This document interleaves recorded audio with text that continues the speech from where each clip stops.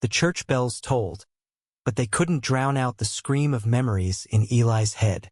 At 28, he stood in the back of a packed Brooklyn cathedral, watching his sister, Naomi, radiant in white, marry Caleb, the man who'd once made his life a living hell. Every smile Caleb flashed felt like a knife twisting in Eli's chest. 10 years ago, in the humid haze of a Georgia high school, Caleb had been the golden boy quarterback, from king, untouchable. Eli, a quiet black kid with a sketchbook full of dreams, was his favorite target. Faggot, Caleb would hiss, slamming Eli's thin frame against lockers, his friends' laughter echoing down the halls. The word burned into Eli's soul, leaving scars no one could see. Now here was Caleb, polished in a tuxedo, vowing to love Naomi forever. Eli's stomach churned. How could his sister, his fiercest protector, fall for someone so cruel? He gripped the pew, knuckles whitening, as Naomi's laughter filled the air. She didn't know. Eli had never told her about the bullying, too ashamed to admit how weak he'd felt. He'd moved to New York after graduation, chasing freedom in a city that didn't care who he loved. But now, at this wedding, the past was a ghost that wouldn't stay buried. Eli's eyes darted to the exit, tempted to flee.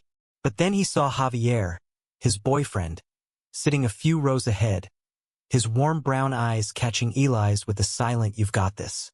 Javier, 29, a graphic designer with a quick laugh and a heart bigger than the borough, had been Eli's anchor for 2 years. They'd met at a queer art collective in Bushwick, bonding over late-night talks about identity and resilience. Javier's presence was the only thing keeping Eli from unraveling now. The ceremony ended, and the crowd spilled into the reception hall, a glittering space with chandeliers and jazz drifting through the air. Eli stuck close to Javier, avoiding Caleb's gaze. Naomi, glowing, pulled Eli into a hug. "You okay, little brother?" she asked, her voice soft but searching. At 30, Naomi was a force, confident, a social worker who fought for marginalized kids. She'd always been Eli's shield, but she didn't know the truth about her new husband. "I'm fine," Eli lied, forcing a smile. He couldn't ruin her day. Not yet. As the night wore on, the clink of champagne glasses and bursts of laughter filled the room. Eli watched Caleb charm the guests, his charisma effortless. It was maddening how easily he played the part of the perfect groom.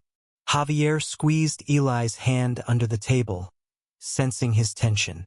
"We can leave if you need to," he whispered. "No," Eli said, voice low. "I need to see this through." The speeches began. Naomi's best friend, Aisha, gave a heartfelt toast, her words dripping with love. Then Caleb stood, microphone in hand, his smile wide but his eyes unreadable.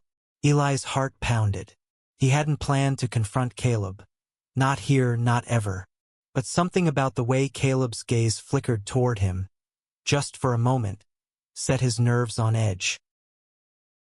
"Ladies and gentlemen," Caleb began, his voice smooth as whiskey, "I stand here today not just as Naomi's husband, but as a man who's been given a second chance." Eli froze. The room seemed to shrink, the air thick with anticipation. Caleb's eyes found his again, and this time they didn't waver. "When I was younger," Caleb continued, "I was cruel. I hurt someone who didn't deserve it. Someone who was brave in ways I was too cowardly to understand." Murmurs rippled through the crowd. Naomi's brow furrowed, her hand tightening around her glass. Eli's pulse raced. Was this happening? "I bullied Eli," Caleb said, his voice breaking, "because he was gay, because I was afraid of what I didn't understand. I was wrong, and I've carried that shame for years." The room went silent. Naomi's eyes shot to Eli, wide with shock. Javier's hand gripped Eli's tighter, grounding him as the world tilted. I don't expect forgiveness, Caleb said, looking directly at Eli. But I need you to know I'm not that person anymore. Naomi taught me what love really means. Love for others and for myself. I'm sorry, Eli. From the bottom of my heart. Eli's throat burned. He wanted to scream, to run, to tell Caleb his apology meant nothing. But the sincerity in Caleb's voice, the tremble in his hands, it was real. Too real. Naomi stood, her chair scraping against the floor. Eli, she whispered, tears in her eyes. Why didn't you tell me? The question hung in the air, heavy as the past. Eli couldn't answer, not yet. He looked at Javier, whose steady gaze reminded him he wasn't alone. This was only the beginning. The reception hall buzzed with whispers as Caleb sat down, his confession lingering like smoke. Eli felt every eye on him, the weight of their curiosity suffocating. He wanted to disappear, but Naomi's hand on his arm anchored him to the moment. Eli, talk to me, she said, her voice trembling. They slipped into a quiet corner of the venue, away from the crowd. Javier followed, standing a few feet back, giving them space but ready to step in.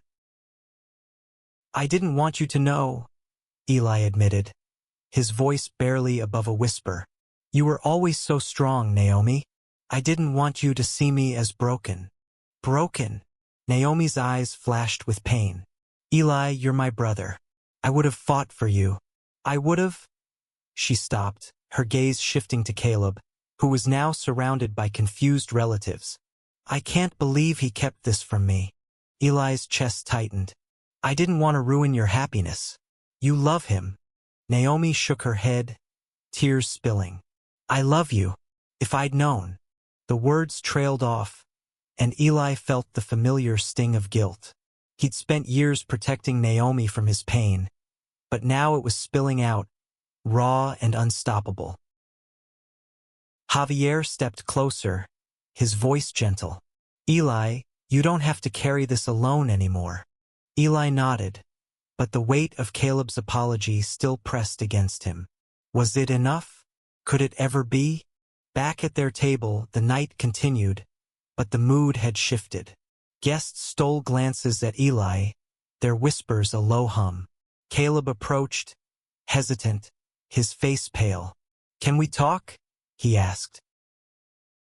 Eli's instinct was to say no, but something in Caleb's eyes, vulnerable, almost broken, made him pause. Fine, he said, standing. But not here. They stepped outside into the cool Brooklyn night, the city's pulse a distant hum. Javier stayed close, his presence a quiet reassurance. I meant what I said, Caleb started, his voice low. I was a coward back then. I was struggling with my own identity. Eli's breath caught. What are you saying? Caleb looked away, his jaw tight.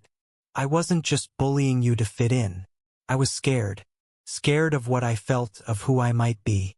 I took it out on you, and I hate myself for it. The revelation hit Eli like a tidal wave. Caleb, the golden boy, had been hiding his own truth. It didn't erase the pain, but it cracked open a door Eli hadn't expected. I don't know if I can forgive you, Eli said, his voice steady despite the storm inside. But I'm listening. Caleb nodded, tears in his eyes. That's more than I deserve. As they returned to the reception, Eli felt a shift. The past wasn't gone, but maybe it didn't have to define him anymore. The next morning, Eli and Javier sat in their small Harlem apartment, sunlight streaming through the window. Eli hadn't slept, his mind replaying Caleb's words. Javier brewed coffee, his calm presence a balm to Eli's frayed nerves. Do you think he's telling the truth? Eli asked, staring into his mug. Javier sat beside him, their knees touching. I think he's trying, but it's not about him. It's about what you need to heal. Eli nodded, the weight of that truth settling in. Healing wasn't linear, and forgiveness wasn't a switch he could flip. But Javier's love, steady and unwavering, gave him a foundation to start from. Naomi called later that day, her voice thick with emotion. "I'm so sorry, Eli. I'm not letting this go. Caleb and I were going to talk. Really talk." Eli felt a flicker of hope. Naomi wasn't just his sister. She was his ally. Maybe they could navigate this together. Over the next few weeks, Eli began to unpack the past.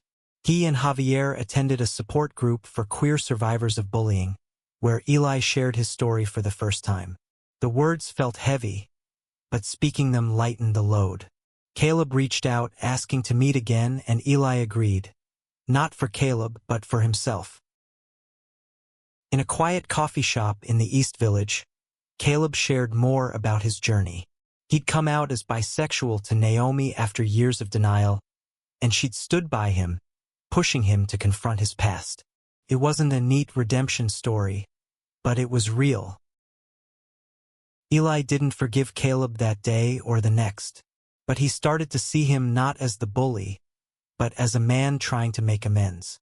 And in that space, Eli found room to breathe, to love, to heal. By the time spring bloomed in New York, Eli and Javier were planning their own future. A life built on trust, not secrets. The scars of the past would always be there, but they no longer defined him. Love, Eli realized, was stronger than pain. The weeks following the wedding were a blur of emotions for Eli. He woke each morning to the same question. How do I move forward? Caleb's speech had ripped open old wounds, but it also forced Eli to confront the silence he'd kept for so long. He wasn't ready to forgive, but he couldn't ignore the shift in his world. Javier, ever patient, became Eli's rock. They'd walk through Central Park, hands intertwined, talking about everything and nothing. Javier's stories about growing up in the Bronx, navigating his identity as a queer Latino man, reminded Eli that pain wasn't his alone to carry. "You're not defined by what happened to you," Javier said one chilly afternoon, his breath visible in the air. "You're defined by what you do next." Eli wanted to believe him, but the memories of high school still haunted him. The hallways of Peachtree High, the sneers, the shoves. It was a prison he'd escaped but never fully left. Caleb's confession had stirred something else, too. Curiosity. Had Caleb really been struggling with his own identity back then? The thought was both infuriating and disorienting. It didn't excuse the cruelty, but it complicated the narrative Eli had clung to for years. Naomi, meanwhile, was grappling with her own turmoil. She called Eli daily, her voice a mix of guilt and determination. "I should have known," she said one evening over the phone, her words heavy with tears. "I should have seen it." "You couldn't have," Eli replied, his tone softer than he expected. "I didn't let you." Naomi insisted on meeting in person, and they agreed on a diner in Williamsburg, a cozy spot with checkered floors and the smell of fried eggs. When Eli arrived, Naomi was already there, her eyes red but resolute. She slid a coffee across the table to him, a silent peace offering. "I talked to Caleb," she said, her voice steady. "He told me everything, how he was raised in a house where being anything but straight was a sin, how he lashed out at you to hide his own confusion. It's not an excuse, but," she trailed off, searching Eli's face. "It's not enough," Eli said quietly. "But it's something." Naomi reached for his hand. "I love him, Eli, but I love you more. If you need me to walk away from him, I will." The offer hit Eli hard. Naomi had always been his protector, the one who'd sneak him snacks when their parents were fighting, who'd cheer the loudest at his art shows.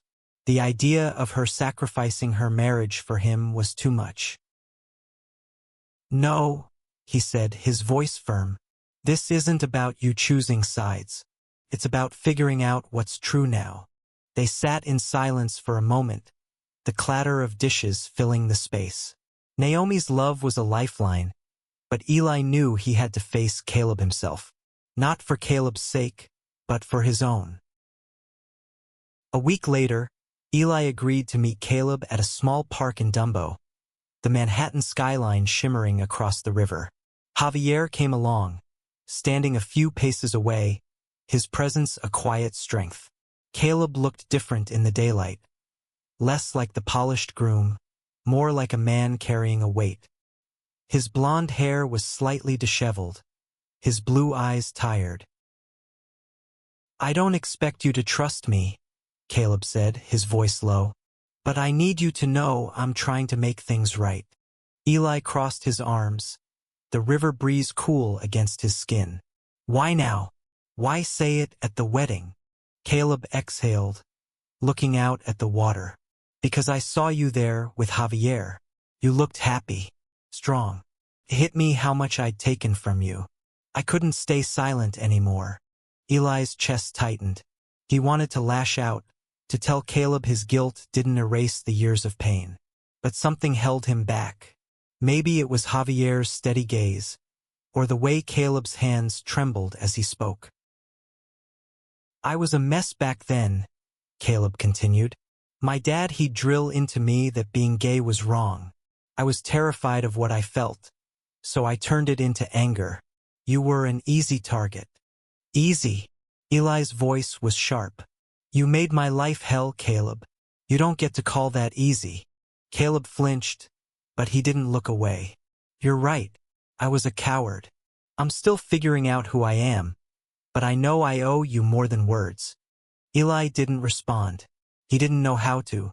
The anger was still there, but it was tangled with something else. Pity, maybe, or understanding. As they parted ways, Caleb handed Eli a small envelope. "It's not much," he said, "but it's a start." Inside was a letter, handwritten, detailing Caleb's journey to accepting his bisexuality. It wasn't polished or eloquent, but it was raw. Eli tucked it into his pocket, unsure if he'd ever read it again. That night, Eli and Javier curled up on their couch, a jazz record spinning softly in the background.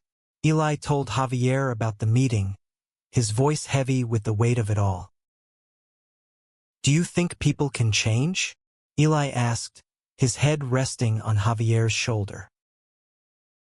Javier thought for a moment, his fingers tracing circles on Eli's arm. "I think they can try, but it's not your job to fix him. It's your job to take care of you." Eli nodded, the words sinking in. He wasn't ready to forgive Caleb, but he was starting to see a path forward, one where the past didn't have to chain him down. Spring arrived in New York, painting the city in soft greens and pinks. Eli found himself drawn to the queer art collective in Bushwick, where he'd first met Javier. The space, with its graffiti-covered walls and mismatched chairs, felt like home. He started painting again, channeling his emotions into bold strokes of color. Each piece was a piece of his story: pain, love, resilience. One evening, the collective hosted an open mic night. Eli, usually content to listen, felt a pull to share. With Javier's encouraging nod, he took the stage, his sketchbook in hand. "My name's Eli," he began, his voice shaky but growing stronger. "I used to think my past owned me, that the people who hurt me got to decide who I was." He paused, scanning the room. Dozens of faces, queer and allied, watching with quiet support. "But I'm learning that's not true. I'm more than the pain. I'm the love I choose, the art I create, the people I hold close."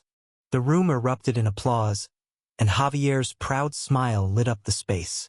For the first time, Eli felt like he was reclaiming his story. Naomi attended the event, her eyes shining with pride. Afterward, she pulled Eli into a hug. "You're incredible," she whispered. "I'm so sorry I didn't see your strength sooner." "You see it now," Eli said, squeezing her back. "That's enough." But the shadow of Caleb lingered. Naomi shared that she and Caleb were in therapy, working through the revelations of the wedding. Caleb was trying to understand his past, to make amends not just to Eli but to himself. Naomi's love for Caleb hadn't wavered, but it was complicated now, layered with questions about trust and truth. Eli respected her for facing it head-on. He wasn't ready to sit down with Caleb again, but he didn't resent Naomi for staying with him. Love, he was learning, wasn't simple. One afternoon, Eli received an unexpected email from Caleb. It was an invitation to a community event in Brooklyn, a fundraiser for a local LGBTQ+ youth center. Caleb was volunteering, and he'd written, "I'd understand if you don't come, but I'd be honored if you did." Eli debated for days. Javier, ever the voice of reason, said, "Go if it's for you, not for him." So Eli went. The event was held in a community garden. Fairy lights strung between trees, kids laughing as they painted murals. Caleb was there, helping a group of teens with their artwork. He looked different, less guarded, more present. When he saw Eli, he offered a small nod, no pressure in his gaze. Eli wandered the garden, talking to the teens. One, a 16-year-old named Sam, shared how the center had given them a safe space to come out as non-binary. "It's like I can breathe here," Sam said, their eyes bright. Eli felt a pang. This was what he'd needed at their age. He glanced at Caleb, who was laughing with another kid, and wondered if this was his way of making amends. Not just to Eli, but to a community he'd once hurt. Before leaving, Eli approached Caleb. "This is good," he said, gesturing to the event. "Keep doing it." Caleb's face softened. "I will." "Thank you, Eli." It wasn't forgiveness, but it was a step. Back home, Eli and Javier talked late into the night. Eli admitted he was starting to see Caleb as more than the bully from his past. "It's weird," he said. "I don't want to hate him anymore, but I don't know what comes next." Javier kissed his forehead. "You don't have to know yet. You're allowed to take your time." Eli smiled, feeling lighter than he had in years. The past was still there, but it was losing its grip. Summer brought heat to New York, and with it a sense of possibility. Eli's art was gaining traction, with a local gallery offering him a solo show. He poured himself into his work, each canvas a testament to his journey.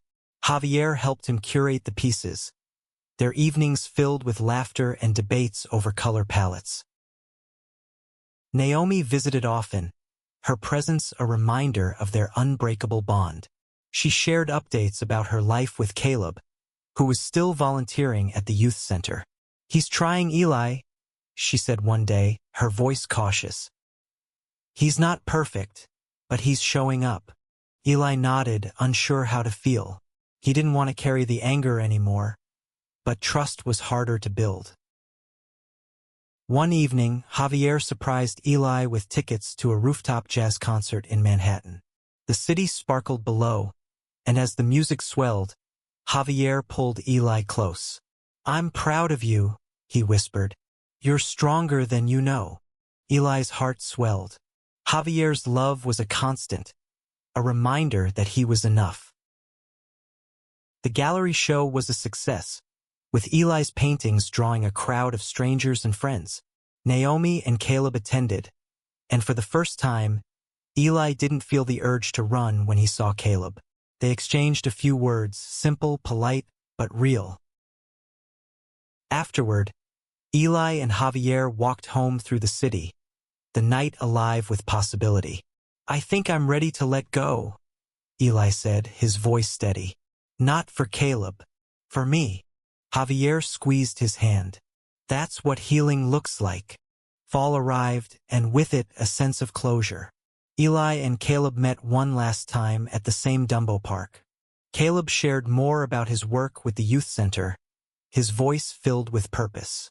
"I can't undo what I did," he said, "but I'm trying to make sure no kid feels what you felt." Eli looked at him, seeing not the bully, but a man trying to rewrite his story. "I don't hate you," Eli said finally. "I don't know if I'll ever fully forgive you, but I don't need to carry this anymore." Caleb nodded, tears in his eyes. "Thank you." As Eli walked away, the city skyline glowing in the distance, he felt free.